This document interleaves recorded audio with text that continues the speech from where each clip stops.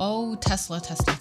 I have mixed feelings about Tesla stock because I have missed buying this stock a couple of times since 2015. The first time was when they opened the very first showroom in Australia in 2015. You know, from here, I can literally walk home in 10 minutes. If I followed the sign and bought the shares at that time, it would be 14 baggers. The second time was when I bought Elon Musk's biography book in 2017. If I bought the shares around $21, that would be 10 baggers. The most recent time was when I saw the dip in January this year, as it's always sitting in my watch list. I put a limit order of $143 one night before I went to sleep, just before the market was opening in the US. The next day, it didn't go through. I put another limit order of $145 the second night. Sadly, it missed again. And ever since, the price was never lower than $150. Right book, Mommy. Who was Nikola Tesla? Who was Nikola Tesla? Maybe this is the sign. So I felt a bit itchy to know what the Q3 earnings report lays out, and today let's look at the major takeaways from the Q3 earnings report, and I have a very exciting feature that I want to share with you all. You see, I usually check the earnings reports from the company's websites, use other paid websites like Seeking Alpha and Morningstar, then collect all the scattered data myself, but I recently found a broker that would provide a one-stop information that I need, and this broker is Moomoo. And I will use the data from Moomoo to talk about Tesla's short-term crisis in this video. In the end, I'll let you know what's my take on Tesla stock. Would I buy now? Keep watching. The key takeaway of the earnings report is that Tesla has a short-term profitability issue.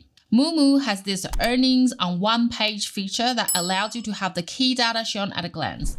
And Tesla reported the third quarter results after the bell on the 18th of October. Its shares suffered a sharp fall after that. The main reason for this is that the company has missed on both earnings and revenue expectations. The Q3 revenue showed a year-over-year growth of 8.84%, but it fell short of the anticipated target of $24 billion. And Tesla has delivered a total of 435,059 vehicles during the 3-month period, showing a 26.53% yearly growth on the production. So just look at the yearly comparison. Revenue went up by 8.84%, sales went up by 26.53%, but gross margin fell by 7.19%. Operating profit fell by 52.17%. Net margin fell by 48.2%. And earnings declined to 53 cents per share from previous quarter of 78 cents per share, missing the Wall Street's expectation of 62 cents per share. And what's the problem here? Tesla has reduced the prices to boost sales. And during the earnings call, Elon Musk said, "I'm worried about the high interest rate environment we're in." I mean, to be totally frank, if that car cost the same as a RAV4, nobody would buy a RAV4. Most people do not have 10 grand or even $7,500 burning a hole in their bank account. A large number of people are living paycheck to paycheck. They've got credit card debt, mortgage debt. By the sounds of it, Tesla will more likely to go for more price cars, which means that its margins will likely remain under pressure. And this is because Elon Musk never wanted to sell expensive cars, and he never did. He called it his secret master plan. We came up with the Tesla was what we call the secret master plan. Step 1, make a high-performance, extremely expensive electric sports car, something people would be willing to plunk down $100,000 for. Step 2, use that money to make a cheaper vehicle. Step 3, use that money to make an even cheaper model. Model 3, Model Y. It was only possible to do that after going through the prior steps. The revenue from the Model S and the X is what's needed to develop the Model 3. So the S and the X are what pay for that Model 3 development. So I just want to say, for all of you who bought an S or an X, thank you for helping pay for the Model 3. So the true purpose of Tesla is to save the Earth? That sounds like him, and it matches up. So we've already increased by 2 degrees. In fact, that doesn't tell the whole story because the extremes of temperature increased by as much as 20 degrees. It makes a difference if we accelerate the transition to sustainable transport. If he sees Tesla as luxury car brand, he wouldn't cut the prices and make it as affordable as possible to the public. And luxury auto brand like Ferrari, they have to keep their production low. One is because not many people can afford it. The demand is not there. The hefty price is part of their moat, which is treasured by the elites who can afford it. If we look at the gross margin of Ferrari, it is so distinctive than the rest of the automakers. Although Tesla reduced the average vehicle cost by around $2,000 last year, and they are constantly looking for ways to reduce the cost of each part. However, there will be additional costs such as factory upgrades, including the new factory that is going to be built in Mexico.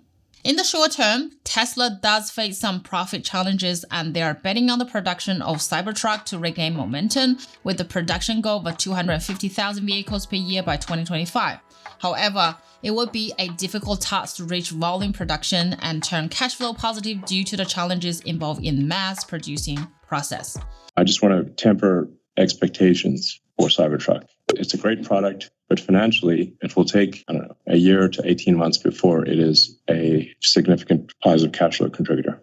I think the main reason people have high expectations of Tesla as a company and giving its share a high value is that we see it not only as an automaker. It has much potential to grow as a technology company. Cybertruck, full self-drivings, AI are all very exciting news to the company, which will help increase the company's earnings in the long run. But it takes time. In the short term, the majority of the business is still automotive, which they are willing to take the approach to make it affordable to the greater consumers. Hopefully, the 4680 batteries they're working on can help them cut some supply costs. The good news is that the company's energy business is growing steadily and generating better margins than the auto division. And Tesla does have a strong balance sheet. Now, is it a time for me to buy Tesla shares? Should I follow the sign?